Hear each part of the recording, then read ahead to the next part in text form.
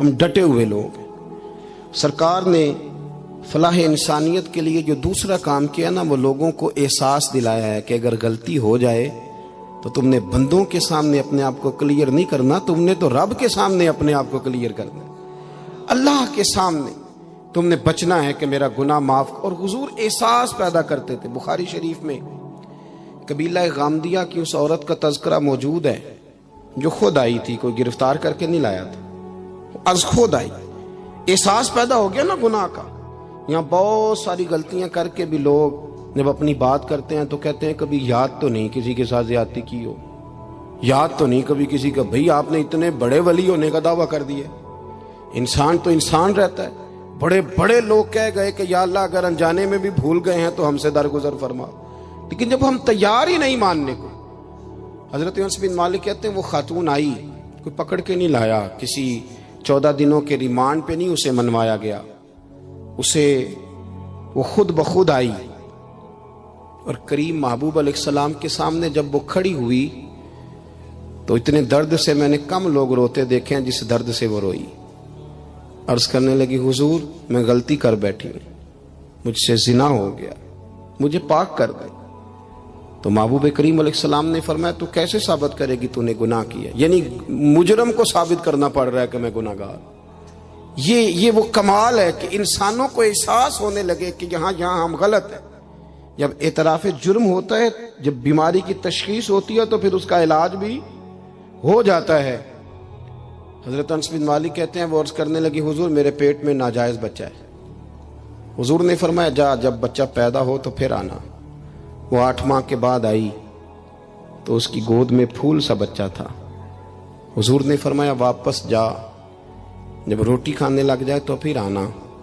وہ 2 سال 2.25 سال دودھ پلاتی رہی، پھر جب آئی تو بچے کے ہاتھ میں روٹی کا ٹکڑا تھا۔ کریم محبوب صلی اللہ تعالی علیہ وسلم سے آ کے جب اس نے بات کی تو وہ درد سے روئی، کہنے لگی یا رسول اللہ 3 سال ہونے کو ہیں، میں نے گناہ کیا ہے، میں ساری رات سو نہیں پاتی۔ حضور تڑپتی، اگر اس حال میں مر گئی تو اپنے رب کو کیا منہ دکھاؤں، مجھے پاک کر دے، میرے حال پہ رحم فرمائے۔ محبوب کریم صلی اللہ علیہ وسلم نے بچہ ایک صحابی کو دیا، فرمایا بچوں کی طرح پالنا، اور کہا اسے لے جاؤ، پتھر مار مار کے اسے سنسار کر دو۔ صحابہ کہتے ہیں اسے پتھر لگ رہے تھے اور حضور بے چینی کے ساتھ ٹہل رہے تھے۔ آ کے خبر دی حضور وہ تو وصال کر گئی، انتقال ہو گیا۔ فرمایا یہاں تک تو بات اس کی تھی۔ حضرت انس بن مالک کہتے اب محبوب کریم نے صحابیات سے فرمایا اسے غسل دو، کفن پہناؤ، جنازہ تیار ہو جائے تو مجھے خبر کرنا۔ حضرت انس بن مالک کہتے ہیں غسل ہوا، کفن ہوا، جنازہ تیار ہوا تو حیران ہم تب ہوئے جب میرے محبوب نے فرمایا صفیں بناؤ، میں خود جنازہ پڑھاؤں گا، میں خود جنازہ پڑھاؤں گا۔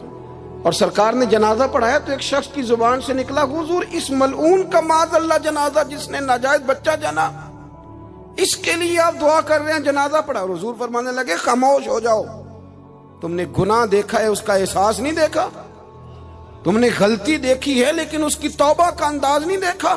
اور صاحب کنز العمال نے یہ لفظ نقل کیے ہیں کہ کریم محبوب فرمانے لگے اس نے تو ایسی شاندار توبہ کی ہے کہ اگر میں اپنی ساری امت میں بانٹ دوں تو اللہ سب کی مغفرت فرما دے گا۔ احساس جب پیدا ہو جاتا ہے نا اپنے دل کے اندر کہ یہاں میں غلط ہوں، ان العبد اذا اعترف ثم تاب تاب اللہ علیہ او کما قال نبی صلی اللہ علیہ وسلم، رواہ مشکات۔ حضور نے فرمایا جب کوئی بندہ کہتا ہے نا اللہ میں بھول گیا تھا، اور پھر وہ توبہ کرتا ہے تو رب اس کی توبہ کو فوراً ہی قبول فرما لیتا ہے۔ پہلی بات یہ کہ عقائد کو مضبوط رکھیں، مضبوط عقائد۔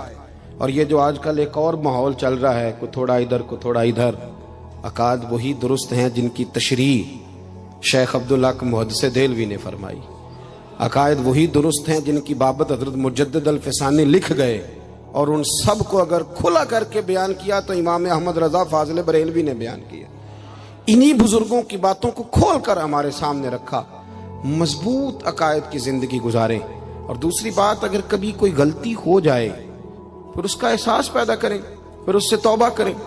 تیسری بات جو فلاح انسانیت کے لیے بڑی ضروری ہے وہ یہ ہے کہ تھوڑا احساس پیدا کریں دوسروں کا۔ میری زندگی میری ذات سے شروع ہوتی ہے، میری ذات سے، میرے سے ہنس کے بولو، میری بات مانو، میرے پیچھے چلو، میرے آرام میں خلل نہ آئے، میری طبیعت کے مطابق۔ بھئی آپ کی طبیعت کے مطابق چلیں تو پھر تو آپ بہت بڑے خود غرض ہوئے کہ آپ نے صرف اپنے لیے سوچا۔ محبوب کریم کا کمال یہ تھا کہ حضور نہ دوسروں کا بڑا احساس فرماتے تھے۔ آپ بخاری مسلم کی وہ حدیث پڑھیں تو حیران ہو جائیں کہ سرکار فرماتے ہیں میں جب نماز کی نیت باندھتا ہوں تو میرا دل کرتا ہے میں لمبی نماز پڑھاؤں۔ جب میرا کسی کام کرنے کو دل کرے تو پھر میں ساری دنیا کو چلنی پڑے تو میں کر جاتا ہوں، لیکن حضور فرمانے لگے کہ میرا دل کرتا ہے میں لمبی نماز پڑھاؤں، لیکن پھر میرا خیال آتا ہے کہ پیچھے بوڑھے بھی ہیں، بیمار بھی ہیں، بچے بھی ہیں۔ یا رسول اللہ، نماز اللہ کی اور خیال بندوں کا؟ فرمایا میں بوڑھوں، بیماروں اور بچوں کا خیال کرتے ہوئے اللہ کی نماز کو مختصر کر دیتا ہوں۔ احساس جب طبیعت ہمارے ہاں نا تیزی کے ساتھ احساس ختم ہوا ہے، تیزی کے ساتھ ہم نے اتنی نفی شروع کی۔ ہمارے تو اہل تصوف میں اللہ ماشاءاللہ اب تربیت کا طریقہ یہ ہے کہ صرف میں ہوں، میرے سوا کوئی بھی نہیں۔ حالانکہ طریقت تو اس کا نام تھا کہ میں نہیں، باقی سارے ہی ہیں۔ وہ تو دوسرے کا اثبات کر کے اپنی نفی کرتے تھے، اور یہاں بار بار اپنا اثبات۔ احساس جب پیدا ہوتا ہے، احساس، پھر اس کے اندر توانائی آتی ہے، پھر انسان اپنے لیے نہیں دوسروں کے لیے جینے میں بھی خوشی محسوس کرتا ہے۔ پھر وہ محسوس کرتا ہے کہ میں کوئی ایسا درخت نہیں کہ جس کی نہ شاخیں ہوں نہ پتے ہوں، پھر وہ کہتا ہے میں درخت ہوں پر شجرے سایہ دار ہوں۔ کوئی آئے گا تو پھل بھی کھائے گا، کوئی آئے گا تو چھاؤں میں بھی بیٹھے گا، کوئی آئے گا تو اسے خیر بھی نصیب ہوگی۔ طبقات ابن سعد میں ایک بڑی خوبصورت روایت ہے، حضرت عائشہ صدیقہ رضی اللہ تعالیٰ عنہ فرمانے لگیں کہ ایک دن نبی کریم صلی اللہ علیہ وسلم گھر میں تشریف فرما تھے اور طبیعت مبارک بڑی اشاش بشاش تھی۔ جب کبھی عذاب کی آیات آتی تھی تو غم امت میں پریشان ہو جاتے تھے، اور کبھی رحمت کی آیات آتی تو پھر حضور کا چہرہ پہلے سے بھی زیادہ روشن نظر آتا، پھر اللہ کی رحمت کے حوالے سے اور زیادہ خوشبوئیں دنیا میں پھیل جاتی۔ فرماتی آج بڑے حشاش بشاش تھے تو مجھے فرمانے لگے عائشہ تیرے ساتھ ایک بات کروں؟ میں نے کہا حضور میرے تو نصیب جاگ گئے، ضرور کریں۔ تو حضور فرمانے لگے تم کبھی مجھ سے بڑی راضی ہوتی اور کبھی کبھی نہ کسی اور اہلیہ کے پاس زیادہ وقت گزاروں تو دل میں بات بھی رکھ لیتی ہو۔ حضرت عائشہ کہتی ہے میں نے فوراً عرض کی حضور میری ماں مجھے روئے، میں اور آپ سے ناراض ہوں گی؟ تو فرمایا چل سن تو لینا پہلے۔ یہ احساس کی شدت، اس کو ملاحظہ فرمائی، میں سن تو صحیح۔ یا رسول اللہ صلی اللہ علیہ وسلم حکم فرمائے تو محبوب کریم صلی اللہ علیہ وسلم فرمانے لگے عائشہ تم کبھی کبھی قسم اٹھاتی ہو، اور جب تمہارے دل میں میرے بارے میں کوئی بات ہونا تو پتہ کس طرح قسم اٹھاتی ہو، تم کہتی ہو مجھے حضرت ابراہیم علیہ السلام کے رب کی قسم ہو، اور جب مجھ سے راضی ہوتی ہو تو پھر کہتی ہو مجھے محمد عربی کے رب کی قسم ہو صلی اللہ علیہ وسلم۔ حضرت عائشہ صدیقہ کہتی ہیں سرکار نے بات کی تو میں آنکھوں سے رو رہی تھی اور لبوں سے ہنس رہی تھی، اور میں عرض کر رہی تھی یا رسول اللہ آپ اتنا زیادہ خیال فرماتے ہیں، جملوں کا خیال، احساس کہ کوئی کیا سوچتا ہے کیا کہتا ہے۔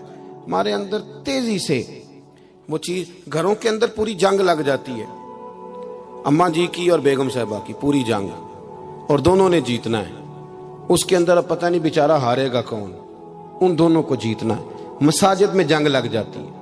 میں تھوڑے دن پہلے میں نے دوستوں سے کہا تھا، میں نے کہا یہ جو مسجد کا صدر بناتے ہو نا، اس کا نام صدر نہ رکھو، کوئی اور رکھ لو، اس لیے کہ صدر تو سب سے بڑا آئینی عہدہ ہے، تو جب آپ صدر ہی کہہ دیتے ہیں اور اس بیچارے کا دل کرتا ہے کبھی اسمبلیاں ٹوٹنی بھی چاہیے، کوئی تبدیلی بھی ہونی چاہیے، آپ درجہ ہی بڑا اونچا دے دیتے ہو، پریشان ہو جاتا ہے، اندر رٹا بن جاتا ہے۔ ہمارے یہاں عہدوں کی جنگ ہے، لڑائی ہے۔ مسئلہ صرف یہ ہے کہ احساس نہیں، اگر احساس ہونے لگے پھر شوق بیدار ہوتا ہے، پھر انسان کسی کو کچھ دے کے راضی ہوتا ہے، پھر اس کا حضرت حذیفہ بن یمان رضی اللہ تعالیٰ عنہ فرماتے ہیں، یہ حدیث امام غزالی لائے اور اپنی سند کے ساتھ لائے۔